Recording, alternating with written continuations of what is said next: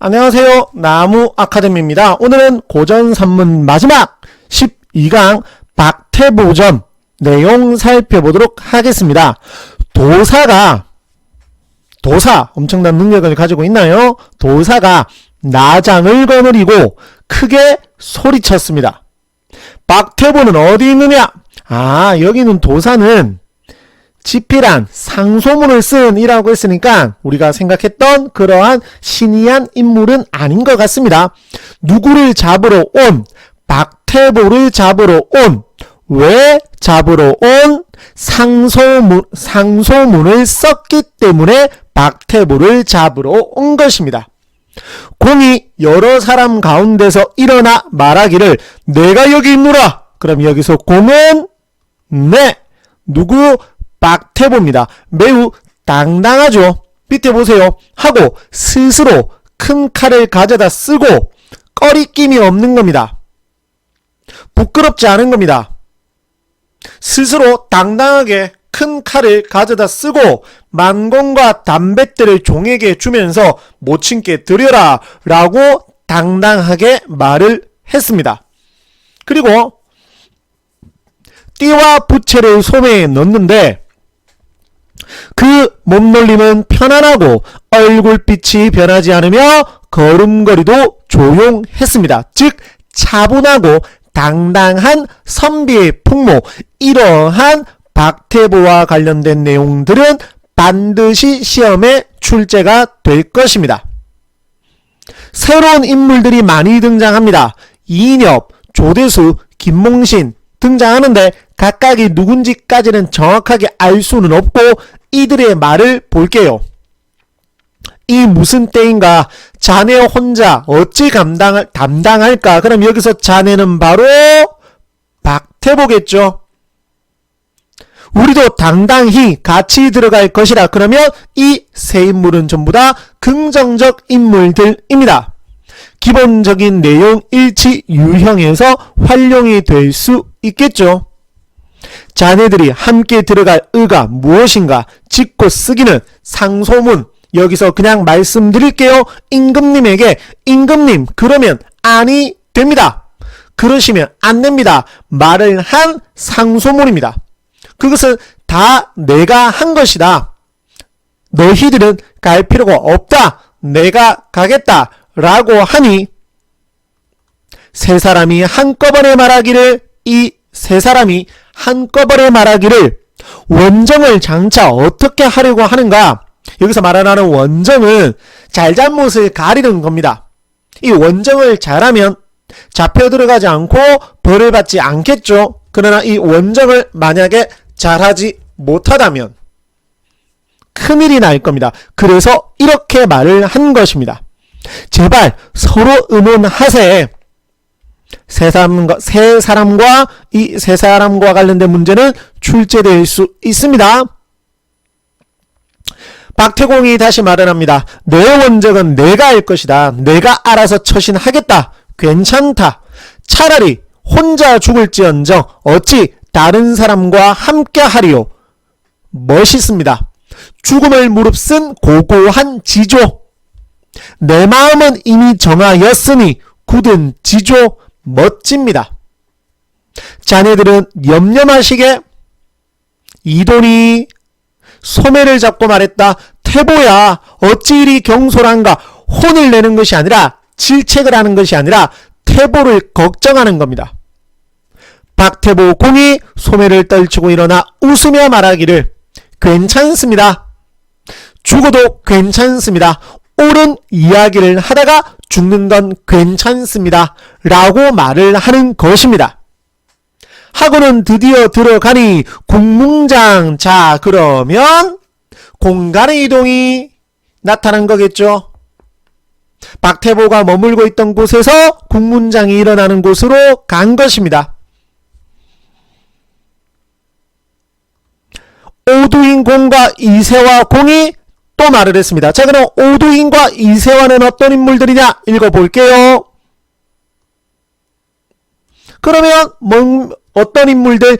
긍정적 인물들이라는 것을 확인할 수가 있겠죠. 근거 중요합니다. 아직 젊고 명성과 인망이 높으며 모셔야 할 부모가 있다. 다른 방법을 한번 생각해 보자 라고 말을 한 것입니다. 그랬더니 박태부는 역시 괜찮습니다. 사람이 되어 이 자리에 이르러 죽을 따름이지 어찌 기교를 짜겠습니까? 정의로운 면목, 흔들리지 않는 지조, 그러면서 누군들 슬퍼하지 않으며 이상히 여기지 않겠는가 라고 하면서 편집자적 논평이 나타나고 있습니다. 밑에 이윽고 들어가니 문랑이 상 아래에 서서 큰 소리로 문목을 읽었다. 자, 볼게요. 문랑이라고 하는 사람이 단뜻 보셨죠? 문목, 죄의 조목을 읽었다. 그럼 누구의 죄일까요? 박태보의 죄겠죠. 그러나 박태보는 잘못한 일은 없습니다.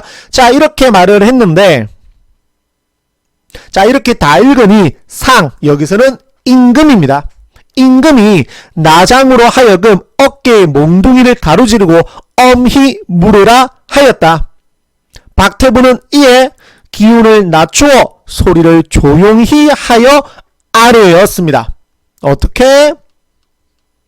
이미 문목으로 물으시니 바로 아뢰겠습니다.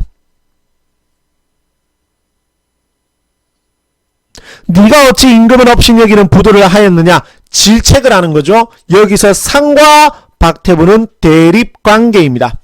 갈등관계입니다.